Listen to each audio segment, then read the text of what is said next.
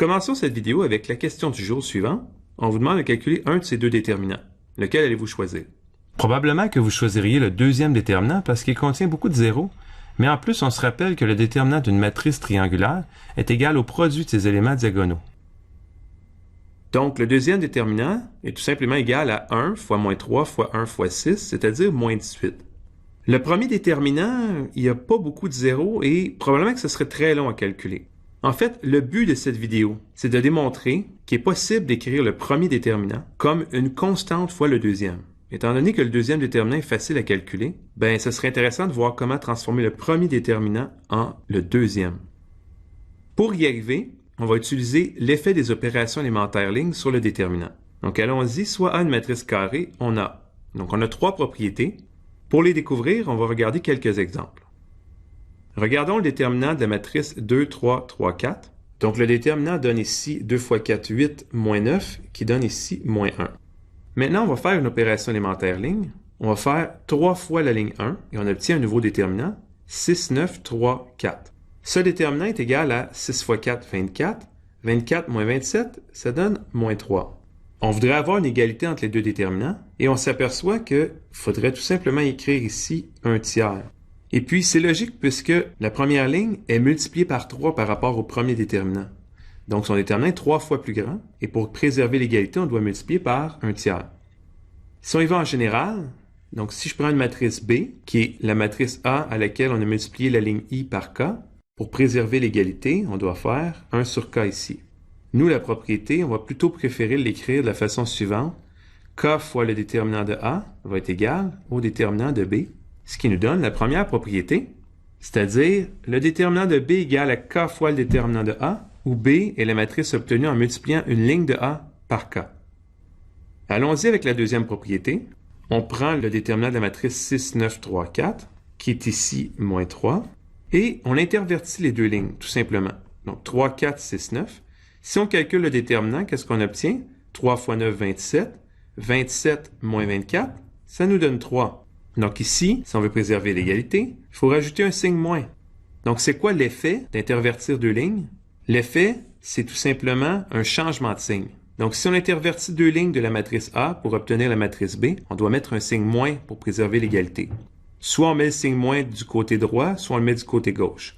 Pour notre propriété, on va plutôt préférer écrire le moins du côté droit, c'est-à-dire déterminant de B égale à moins déterminant de A, où B est obtenu en échangeant deux lignes de la matrice A. Allons-y avec la troisième propriété maintenant.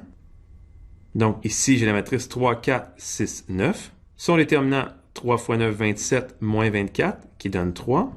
Et puis ici, on va faire la ligne 2 moins 2 fois la ligne 1, qui nous donne la matrice 3, 4, 0, 1. Le déterminant de la matrice à droite est égal lui aussi à 3. Donc en fait, ce qui est merveilleux ici, c'est que pour préserver l'égalité, on n'a rien à faire. Donc autrement dit, les opérations de la forme LIJK n'ont aucun impact sur le déterminant. Donc la propriété finale, c'est la suivante.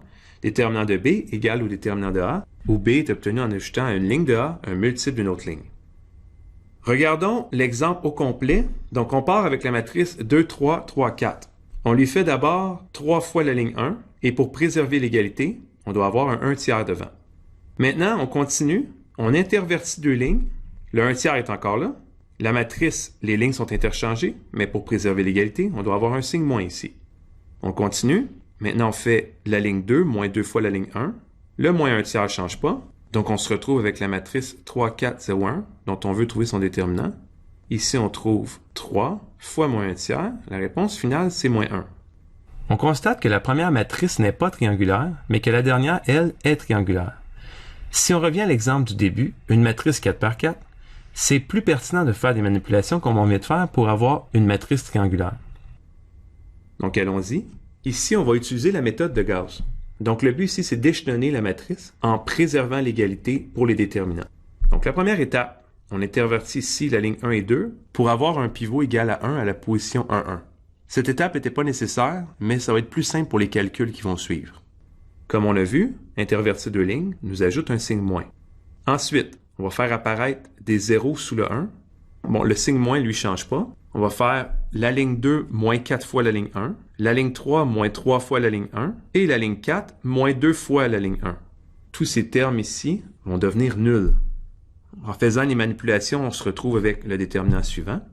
Maintenant, ce qu'on va faire, ici, on a un 3 qui multiplie chacune des lignes. Donc maintenant, ce qu'on va faire, on va multiplier la ligne 3 par moins 1 tiers. Le nouveau déterminant, c'est celui-ci. Sauf que, on se rappelle, pour préserver l'égalité, il va falloir qu'on multiplie par 1 sur k. Ici, le k, c'est moins 1 tiers. Donc, pour préserver l'égalité, on doit multiplier par 1 sur k, qui va nous donner moins 3. Avec le moins qu'on a déjà, on se retrouve avec 3. La dernière étape, on veut transformer le 5 ici en 0. Le 3 reste là. On fait la ligne 4 moins 5 fois la ligne 3. On obtient ceci.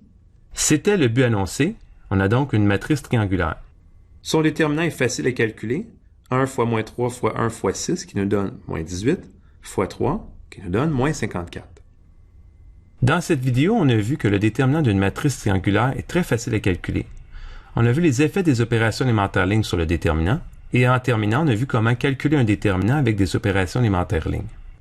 Merci pour votre écoute.